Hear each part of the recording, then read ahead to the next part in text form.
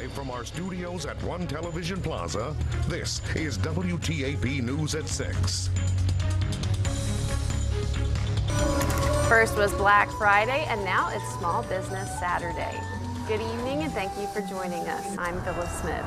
Today is Small Business Saturday. The owner of Crown Decor and Gifts, Keith McClung, says Small Business Saturday is a time for businesses to give back to the community. Keith said it's important to support local businesses because of how much they give back to the area. Sales associate Tara Nelson said she enjoys Small Business Saturday by seeing the hard work pay off from customers coming into the store. Shop Small Saturday is so important because it's a time that you do go to those businesses who are supporting your, making the donations to your local groups. You know, we support the communities more than the big box retailers. I love it. I've worked here for years, and so for me, to see their faces like light up when they walk in the store, like means that all the hard work that we have done has been well worth it. For more about Crown Decor and Gifts in Parkersburg, you can head over to our online article at WTAP.com. Turning to the weather, it is cold out there. Meteorologist Jason Livia joins us now with the first look at your forecast. Jason. Well, Phyllis, it certainly is cold, and we are already cooling off for the evening. Taking a look from the Highmark, West Virginia Skycam, we're already down to 30 degrees, and it feels like 24 because of that light wind out of the west-southwest at about 6 miles an hour.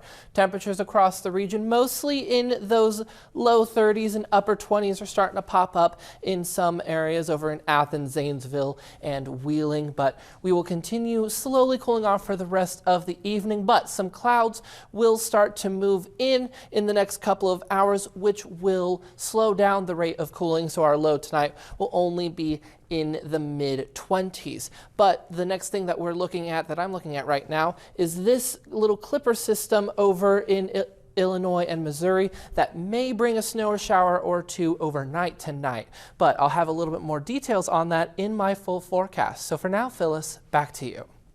Thank you, Jason. A celebration honoring WVU graduate Joe Hushin was on Friday at the Parkersburg Country Club. Our Peyton Brooker has more on this story in Vienna. Parkersburg High and WVU grad Joe Hushin was honored Friday by family and friends for his 33 years of fundraising work. A ceremony was held for Hushin at the Parkersburg Country Club in Vienna. A member of the Loyalty Permanent Endowment Fund Committee at WVU, David Hendrickson, says that this was unanimously to select Joe to name a scholarship in his honor. Joe's a long-time WVU alumni that supported the university in many, many ways throughout the years. And every year, the Loyalty Permanent Endowment Fund does a golf tournament. And this year, we chose to take the proceeds, voted unanimously to endow a scholarship in Joe's name for all the many years of service that Joe's given to the university. Yeah, there's a lot of people here, a lot of good people. A lot of my family's here, about 43 of them. Joe adds that the honor is a privilege for him after the many, many years of supporting the university. It means a lot to me. I went to West Virginia almost 75 years ago. So it's good to be remembered after all these years. I raised the money for him for 33 years for the athletic department. David adds that Hushin is well known in the area as he's done so much for the community and the state. Oh, they love him here in Wood County. I mean, nobody that comes to Wood County or to Parkersburg doesn't know Joe Hushin. He's an icon here. He's a great individual, and he's a tremendous asset to this community and to the state of West Virginia. It's just good to be remembered in your state by your state university. This is Peyton Brooker in Vienna. WTAP News. This is home. This week, we're highlighting some of the local businesses you can go to help boost the community and local economy. Today, we are highlighting Phillips Pharmacy in St. Mary's, West Virginia. Phillips Pharmacy has been serving the Pleasants County community for over 130 years. The locally owned pharmacy was founded in 1898. The Phillips expanded to include a gift shop in 2008. The pharmacy claims to be a one-stop shop for all of the area's medical needs. The gift shop carries many gift items, including candles, sports gear, and more. Co-owner Troy Winland, who bought the pharmacy in 2021, says it's important to shop local because they give back to the community more. Local businesses give back to the community. The other big box stores, you never see them at youth events that have any patronage on them. We just give back more than any of the big box stores and stuff. Olivia will have more on Phillips Pharmacy later tonight.